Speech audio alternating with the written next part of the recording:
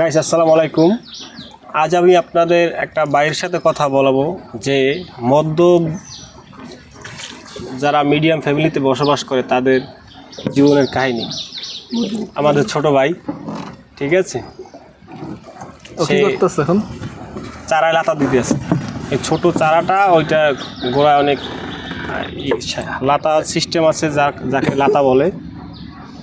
মানে লাথা হচ্ছে এই টগরা দিয়া এই কচুরিটা ওইটা গোড়ায় দিতে পচে হবে। যায়, পচে গিয়ে তখন এগুলো হচ্ছে উঠাইয়া এই দলের গোড়ায়, মানে এই যে চারাগুলোর গোড়ায় দেওয়া হয় যাতে হচ্ছে পানি থাকে সবসময়, না এটা ভালো হয়, বৃদ্ধি ভালো পায়, বৃদ্ধি ভালো পায়।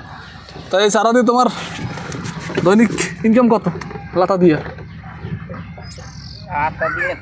তাহলে কি দাও? মানে তুমি কি মানে দৈনিক প্রোডাকশনে কাজ করো না দৈনিক রোজ চুক্তিতে? মাসে কত? মাস 1000 10,000 টাকা স্যালারি। খাউন লাউন কার ও আচ্ছা, এটা তো ভালো, খারাপ নাকি? এত প্রায় 18-19 হাজার টাকা পড়ে যায়। এই সারা বড় হতে কতদিন লাগবে? 20-3 লাগবে না, এবার বিক্রি যাবে। কয় টাকা খরচ হচ্ছে? খরচ আছে কয় লাখ?